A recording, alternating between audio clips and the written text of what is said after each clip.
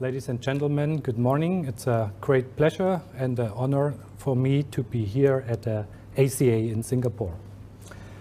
I want to give you some ideas and some overview about a new topic for new jointing techniques for large-scale timber structures. And when I saw the presentation of Mark, I noticed we have a link between both presentations. You will see later. So this structure here I put on the front page. This is the largest timber structure in the world right now. This is the Parasol Metropole in Sevilla in Spain. It's an exhibition multifunctional building, and the roof looks like this. We have like a waffle structure, and this is made of LVL. And of course, the weather condition, we have a coating. And for this structure, the difficulty is how to connect all those plates together. So I'm talking about the structure more than 100 meters. So always the joints in timber engineering are those points who decide how a structure could look like. So I want to give you an overview about traditional jointing systems, and also we had in research developed a new jointing system for large-scale timber structures. First, I want to show you some modern structures. They are well known in the world. We have here, for instance, a very traditional structure. This is the Japanese pavilion in Hanover. This is a bamboo structure, and it's jointed together here with the traditional Japanese technique.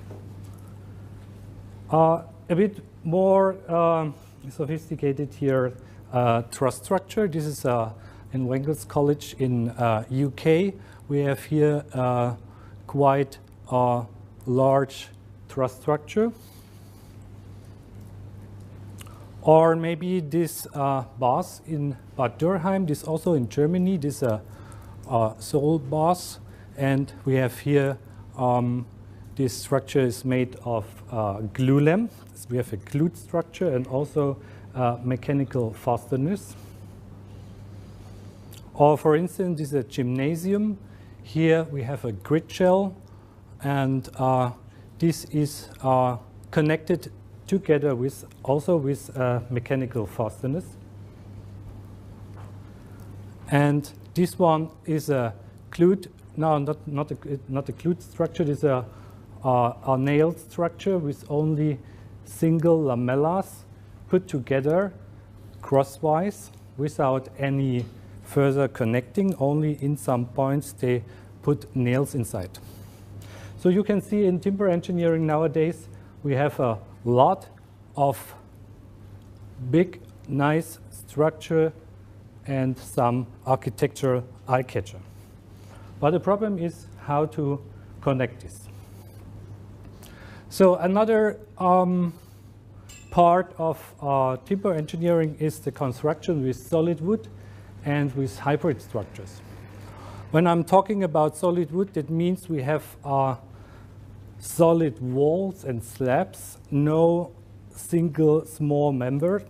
We go for the mass, and here you can design structures like this. We have here a research project and finished already in Melbourne on the marina, a lot of buildings, and also in the UK. In recent years, it's getting quite common to do composite structures, because if you have a composite, you can pick the favorable parts of each building material. For instance, here these are it's a timber concrete composite slab, the timber works in tension and the concrete in compression, and is connected by shear connectors. So with this system, you can have some nice touches of the of timber in the rooms, and also you have the full advantage of the composite action in the slab, and you can build here quite a large span in office buildings, for instance. So when we compare both structural types, we have here the composite structure. This is less than 20%. So you see the timber engineering or wood construction are not that advantage focused. They are still a bit classic, traditional, and a lot of structures built with trusses. So we have here a modern building. It's a multi-purpose hall, and this is made also with trusses. And you see here on the right sketch, we have a 3D joint. So the difficulty here is how can we put 1, 2, 3, 4, 5, 6, 7 different trusses in one point together.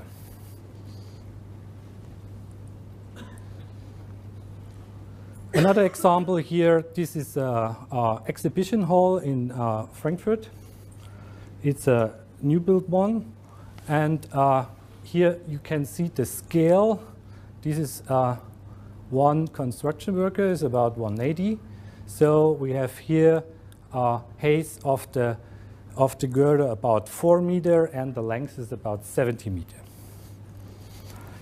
And if you have this length of the structure and the heavy snow, and you have the wind loading, and you have also the loading from, depending on what's going on in this exhibition hall, you need to put the heating system on the ceiling or whatever, you have additional loads. So these single points where the trusses and the studs connected get very high loading. So, and this is the problem, because wood as a structure material has 3 different directions and 3 different strengths. Parallel to the grain, we have the highest one. It's like a fiber reinforcement in concrete. And if you go perpendicular to grain, there's only the lignin. This is the substance gluing together all the fibers, and this is very weak. So we have the stiffness and strength perpendicular to the grain is about 1/5 parallel to the grain. So we need to take this into account when we designed such large-scale structures. So what kind of joints are used in common? First, nail plates. Nail plates are very common for roofing constructions in houses because they are fast to assemble and quite cheap. And the disadvantage is you have only small sections. That's why you have limited span. And also the aesthetic is doesn't look nice because you have the raw sawn lumber here, and then they just put the nail plate outside. So if you have the metal connector outside, there's another disadvantage. This is fire. So if you expose this structure to fire, you need to be careful. So you need to do the design for the fire resistance. So for larger scale structures, on the building side, normally we use dowels. The dowels here can be simple drilled in the timber, and you have here some metal plates inside. And when I'm talking about fire protection, we can do this here as well, because we can do the drill hole coated with timber maybe, or something else. So the full joint is within the structure. So advantage here, we have a multi-lap joint. That means the forces from the single members are divided by the laps. And we have a ductile behavior in this joint. No brittle failure. And fire protection is possible, I mentioned already. Disadvantage, if you look carefully here, we have a high assembling effort. So why telling you all those things about the connections? We have developed, together with architects, a new type of joint. This new type of joint is using new type of material. I called it here concrete type adhesive. We have here also a Truss Girder. This is made of round wood. So, and if you can imagine, if you want to connect round by round, in the simple way, you get the cutting surface. It's a 3D structure looking like some potato chips, something like this. So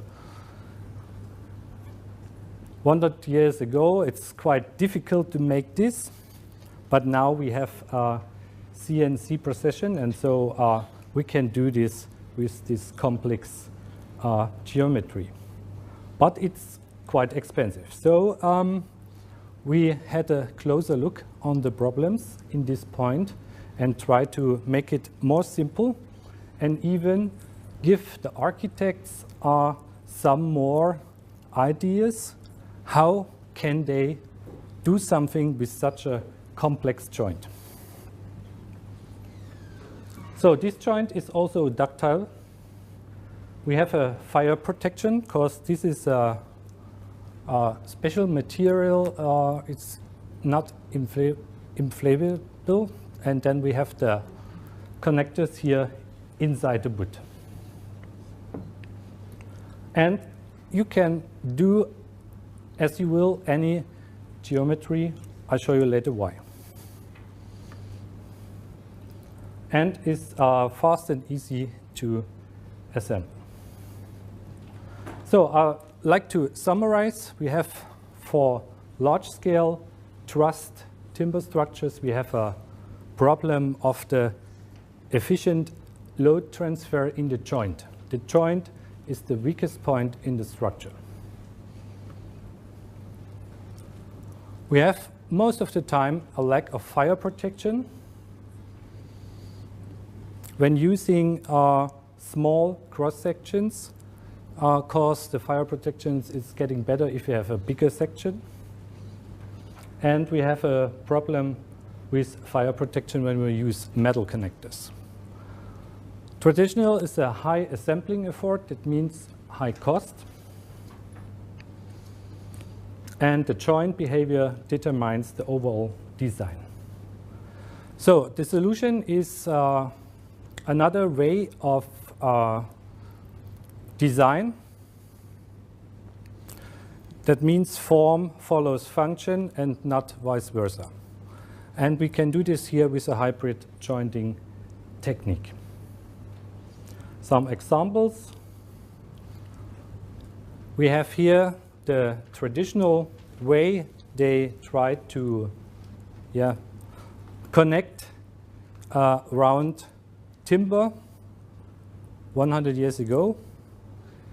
It doesn't look very special. It's complicated with high assembling and work effort. And on the left picture, you see the roofing of Terminal 1 in Stuttgart Airport. This is steel. In steel, it's much more easier. And the idea was, why don't we follow the nature like they tried to do here and make it less complicated if we have the right connector. So some applications possible with this system I want to show you. This is a spatial structure. You can do also grid shells. This one now is finished already. Starting point for this complicated joint. We neglected this and go for the new design. That means just put all the things you don't want to have not connected, not in the point, do it outside. So we have here the new connector, and then we have here a ductile ring is closing to the close to the timber element, and this timber element is here connected with a special metal connector. So you can do like these truss structures or different ones. For instance, here this is a new one. It's not under construction, it's under design right now. This is a footbridge, and this footbridge is prefabricated, so you can do all this here in the factory, and also all those connected joints, and then just put it together on site. This is a closer look to the structure. We have different parts here. Most of them have equal lengths. So it makes quite simple to do it on site. So this is the truss. We have here the round wound trusses. Then we have here the concrete type adhesive joint. And then we have, of course, the glued-in rod to connect those parts together. So question is now, what is the material? We have used different kind of materials until we got the most successful one. And the most successful ones was a epoxy PC or ultra high performance concrete. With this, we can any complex 3D structure here is productable, because it's a molding process. The material is liquid, and you just can mold it into every form you want to have. We have an efficient load transfer due to high tensile, compressive, and bending stiffness. The stiffnesses of this material is comparable to reinforced concrete you use for skyscrapers.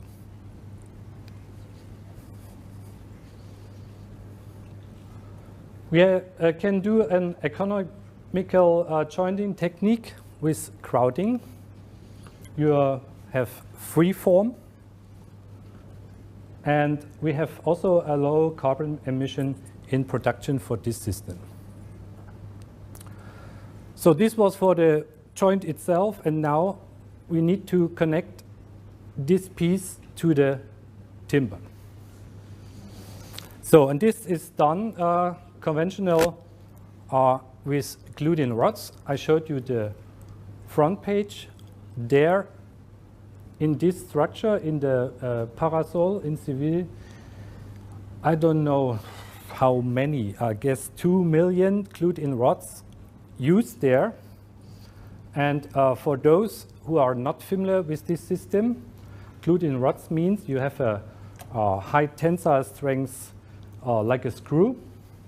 You drill a hole into the timber, and this hole is, according to the design code, 2 millimeters larger than the rod itself. Then you use a special glue. It's a epoxy or UHA resin, and then you put the rod in the hole, and then you fill with the glue, and then you look on the special chambers if the glue come out, and then it should be fully bonded. But you never know if it is, because nobody can look inside. So therefore, there are some restriction in design for this system. Advantage from gluten rods, it will be also come back after some years to the Eurocode with the novel Eurocode next year. We have high stiffness, we have fire resistance, we have atmosphere resistance, and it looks good because it's hidden inside the structure. And the disadvantages are you need the quality control, and this is the biggest issue if you do bonding on site, the quality control. Yeah, and then some restrictions, design code, etc. So the solution is we're using unconventional embedding materials as shown in the joint itself. And the second thing is we don't use the small hole, we use the big hole. So if somebody is familiar with epoxy and all those adhesives, you will know if you fill it in a big hole, it's an exothermal reaction and it's cooking, and then your structure is gone. So you need some special filler to make it work. So we have done for this some testing. I don't want to bother you with all the details. I put some aspects in the full paper for those of you who are interested in the test results. So we have done first a push-out test to check the resistance here in the structure. We have done a lot of tests, more than 100, and here some configuration. We have took into account the fiber orientation, that means parallel and perpendicular to the grain, and also the drill hole diameter. Then we have done same as a pull-out test to obtain the withdrawal resistance. And here we have also different parameters, the drill hole diameter and steel grade, of course, yes. Some results here, the embedding and the withdrawal stiffness is increased with the drill hole diameter, surprisingly, because we don't use a commercial adhesive itself. And it was increased perpendicular to grain. That means the wood fibers act like additional reinforcement, you know, from reinforced concrete. So failure in the specimen was nearly overall in shear and also cohesive failure in timber, and therefore we can use interface models and to check with design models for further design. We have done this here. This is a composite friction models from Xu and Needleman. It's done some years ago for soil mechanics, and is also working very well for this problem. And this combined with fracture mechanics, where you have adhesion and separation part depending on fracture energy. Then you can do this. This is with model with ANSYS and verify the testing. So next question is how to produce this.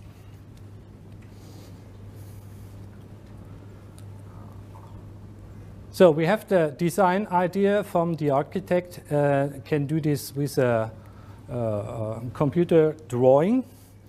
And usually we do this with Rhino. and then export the different geometries in the finite element code, do the calculation with the model, and then after verification you need to check or change something in your structure, and then if this is done you can mill it, produce the negative, and then the joint is molded and casted with the special grout. Those pictures are from the lab, but meanwhile we do this in a automated process. You have here the formwork, the negative formwork, then the grout, and result is the joint geometry. And this can then combine together with the different parts of the timber. I like to conclude my presentation. Composite behavior between timber and concrete type adhesive can be assumed as rigid and shear resistant. Design of composite components and complex 3D geometries and joints with the proposed numerical model is possible. The proper description of the damage behavior with the numerical model is verified by the lab tests, and it's commonly accepted. Larger drill hole diameters cause in the higher bond line quality. It's the difference. If you have a very small hole, you cannot see what's going inside. If you have a big hole, just fill it and then have a look inside. And so we neglect misgluing. And at last, innovative design of large-scale timber structures is possible for truss structures, for bridges, and whatever you want to do. I want to give you a short outlook. Those kind of structures are possible here, and we work together with interior design and architects, and they have a pop-up with a lot of ideas when they have something they can go a further stage from the drawing into the constructions. Andrew Walk, maybe some know who it is,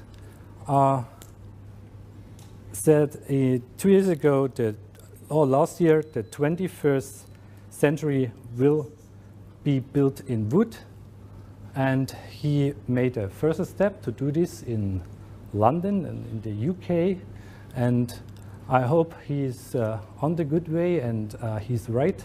And so I want to conclude with this sentence and hope I can bring a little bit of ideas here to Asia. And I was just 2 weeks ago in Kuala Lumpur, where we have a cooperation with the university, and they just started with glulam and manufacturing of such new type structures. Thank you very much for your attention.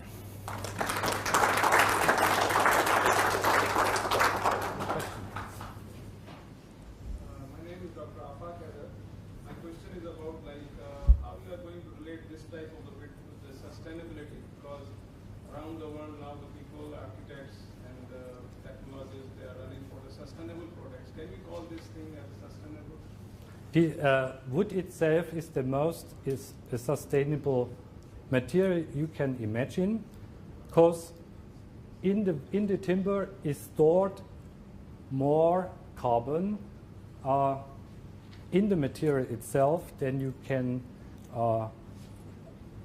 put in the atmosphere on production.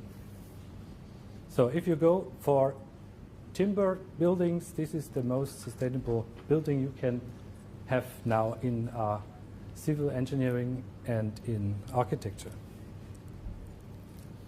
If you go for a concrete building, there's I don't want to talk hours and hours about this. Prof, are these joints commercially available in Asia? Not yet. Not yet. But if you want to have a contract, we can do some company set up, of course. I'm Ruel from Philippines. I noticed that in your modeling, you use your finite element method, actually loaded joint. Now, do you have an experiment also or numerical model with the combined sources like axial shear bending? Combined?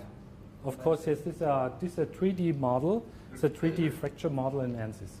So you have all those phenomena combined in this model. It's a multiplasticity model with all this kind of stuff you want to have.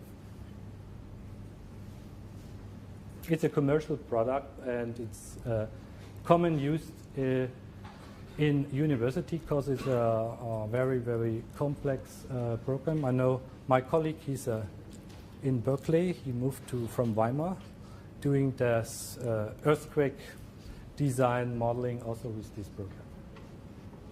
My name is Father. I'm from Georgia. Mm-hmm. Well, I'm wondering why we use timber compared to steel. Our countries, we don't have much wood. So using timber is very, very much costly than compared to steel. I disagree.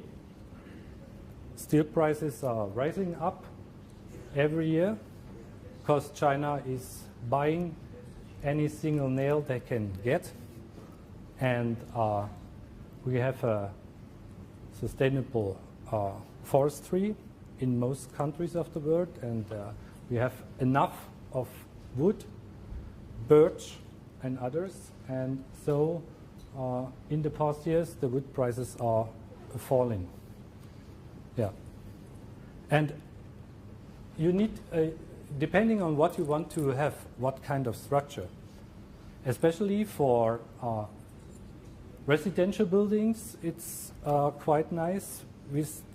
Together with the architect, you can have some eye catcher, or you do the structure in reinforced concrete and do the facading with timber elements, or you go for commercial buildings.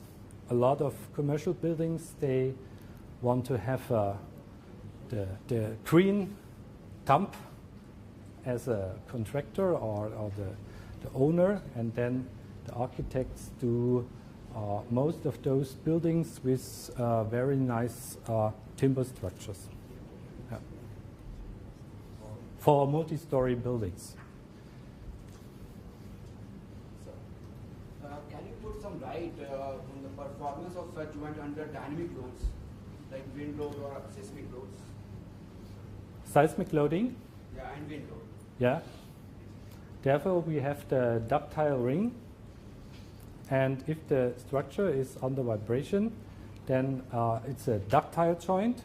So it's no brittle failure.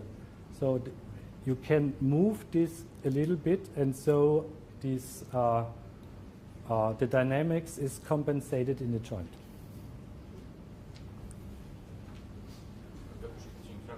University of Technology. You showed us the joint between this concrete type adhesive with wood. Concrete is typically stiff material, and if we Yes. put together weak wood and stiff material, we obtain high stress concentration, especially during the shear test, during pull-up. Yes. The higher stiffness of the material, of joining material, the higher stress concentration. So if we apply such stiff joint to the weak material, we obtain quite quick detachment of the concrete in timber. So the fiber motifs in timber. Can you tell us something about Young modulus of this concrete and ultimate strength? The MOE of this concrete type is not the concrete itself. adhesive is about, the MOE is about 30 megapascal. So compared to ordinary concrete, you're using 40 megapascal. 30, 30. And ultimate strength? Is 100, 100 in bending is about 5.5, and in compression is 110 You mean percent? megapascal. No. I asked about ultimate strength in percent. The ultimate strength, Elongation. elongation. Elongation. Ultimate elongation. If you measure. I need other classes to see any elongation in this material. Is it's about I don't know, maybe 0.1 or 2%. Yeah, so it's quite stiff. That's why it's connected with the high steel grade rod, yeah, and the ductility is giving in the surface between the rod and the ductile ring. Because there's no bending, nothing in this material.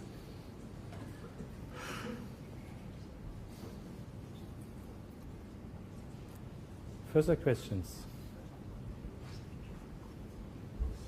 PC, and I was just wondering which company produced it, or where did you get it? What did you produce? The material? Yes, material. We have a license of this special material. I'm doing research for new type of structures and also for rehabilitation with this epoxy, and starting 10 years ago with this topic, composite materials. But it will become commercial available. So, any other questions? Yes? May I ask another one? Can you tell us something about curing time of this concrete? Curing time, okay, this is another advantage.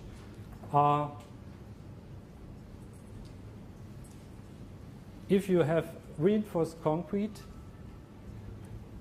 you need at least 2 weeks to put some load on it, and the full strength is defined after 4 weeks. And this material, it's a adhesive. You can put, it starts curing around 1 hour after casting, and has the full 90% of the full capacity after 1 day. So it's quite fast producing. Yeah. And even if you use this in construction, you can go one step further. Yeah. So it's a big advantage for the construction company in terms of cost for formwork, whatever you need to bring to the.